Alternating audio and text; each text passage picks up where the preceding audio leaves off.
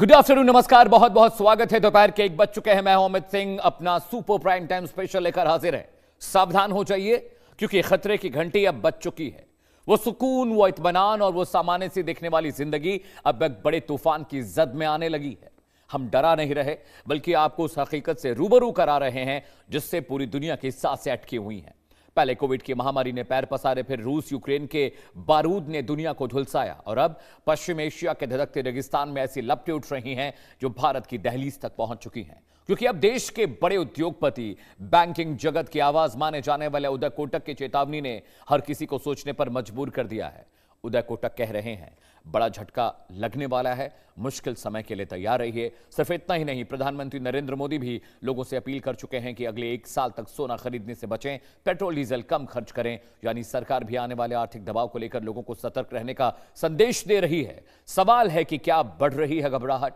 सरकार क्यों दे रही है बचत की सलाह? और आखिर क्यों बार बार कहा जा रहा है आने वाला वक्त आसान नहीं होगा? क्या सच में वाकई भारत किसी बड़े आर्थिक संकट की तरफ बढ़ रहा है? क्या महंगाई की नई सुनामी आने वाली है? क्या युद्ध की आग भारत की अर्थव्यवस्था को झुलसा सकती है?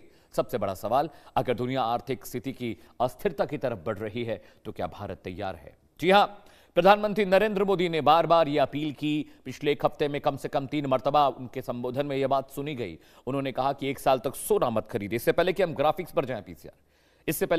पर जाएं, प्रधानमंत्री ने क्या कहा मैं आपको वो बता देता हूं जल्दी से।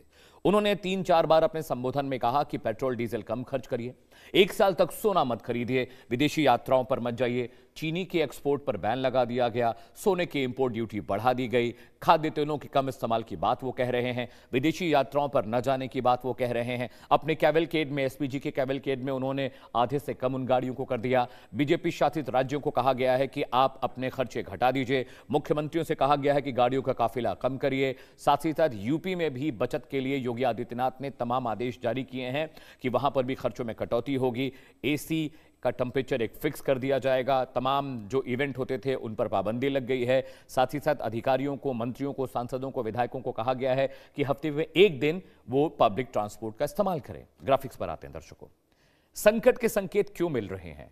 क्यों प्रधानमंत्री नरेंद्र मोदी बार बार ये कह रहे हैं? ये आपको मैं बताऊंगा ग्राफिक के जरिए। सबसे पहले देखिए, संकट के संकेत मिले। नंबर 1, तेल बचाओ अभियान। पीएम मोदी ने ईंधन बचाने की अपील जनता से की है, देश से की है। जी हां, आगे वो क्या कहते हैं? पब्लिक ट्रांसपोर्ट और इलेक्ट्रिक वाहन का इस्तेमाल करें, उस पर जोर देने की बात प्रधानमंत्री नरेंद्र मोदी ने कही है। संकट के संकेत क्यों मिल रहे हैं? पीएम मोदी, गृह मंत्री समेत कई सीएम के काफिले में 50% तक कटौती की गई है और कल तो एसपीजी की सिर्फ 2 गाड़ियों के साथ पीएम जाते दिखाई दिए। जी हां, देश मजबूत डिमांड और बाहरी उथल पुथल के दोराहे पर खड़ा है। वित्त मंत्रालय ने भी यह बात कही है कि अभी जो फ्लक्चुएशन इकोनॉमी में हो रही है वो खतरनाक है। कंपनी पर महंगे तेल का बोझ अब नहीं डाल सकते, यानी पेट्रोल डीजल की कीमतें बढ़ाने की मजबूरी है।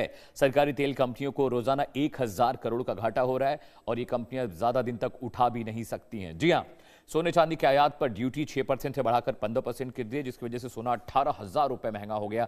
10,000 रुपए चांदी कल महंगी हुई है। इसके अलावा 2024 के बजट में इंपोर्ट ड्यूटी 15 से घटाकर 6% कर दी गई है। तो इंपोर्ट और एक्सपोर्ट ड्यूटीज की वजह से भी फ्लक्चुएशन दिख रहा है। साथ ही साथ ड्यूटी बढ़ाने से घरेलू बाजारों में सोने चांदी के गहने बहुत महंगे हो गए हैं। गोल्ड के प्राइस बहुत ज्यादा बढ़े हैं।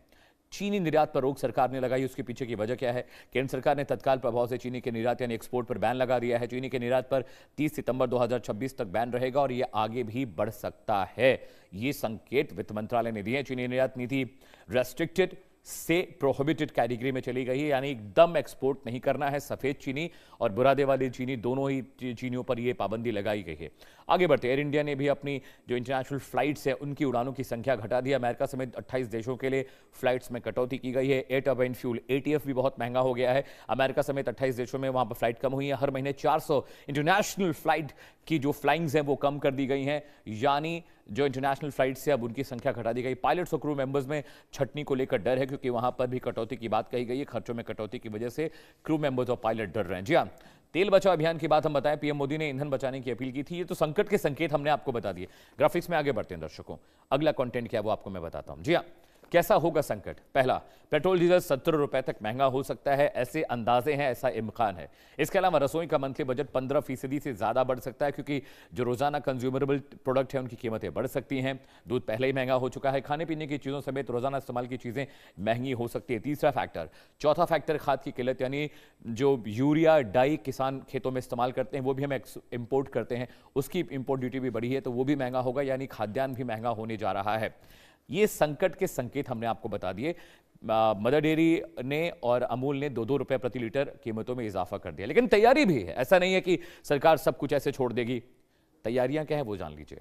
कच्चे तेल का जो स्टॉक है भारत के पास, करीब 5.53 मिलियन मीट्रिक टन कच्चा तेल खरीदने की कैपेसिटी है। स्टोरेज प्लांट में करीब 64% यानी लगभग 3.37 मीट्रिक टन कच्चा तेल अभी भी मौजूद है। हमारे पास जो बफर है उसकी जानकारी मैं आपको दे रहा हूं। भारत के पास 60 दिन का कच्चा तेल का स्टॉक मौजूद है। हरदीप सिंह पुरी जो कि पेट्रोलियम मंत्री, उन्होंने ये बयान में ये बात कही कि हमारे पास एलपीजी और पेट्रोल बहुत है। भारत की 23 गैस तेल रिफाइनिंग में एलपीजी का प्रोडक्शन बढ़ा दिया गया है। करीब 45 डेज का एलपीजी का बफर हमारे पास है और 60 दिन का पेट्रोल और डीजल का।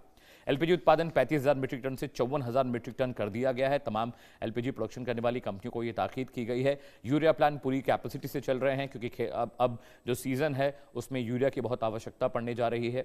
फॉस्फेट और पोटास वाली खाद का प्रोडक्शन भी बढ़ाने की बात कही गई है। तमाम उन कंपनियों से जो मैन्योर बनाती हैं, जो फर्टिलाइजर बनाती है, कि भाई ज्यादा बनाइए ताकि अवेलेबिलिटी मार्केट में रहे और कीमतें ज्यादा ना हो। सरकार के पास 60% से ज्यादा स्टॉक, जबकि सिर्फ 33% स्टॉक रहता है। सरकार के पास बफर से ज्यादा स्टॉक है।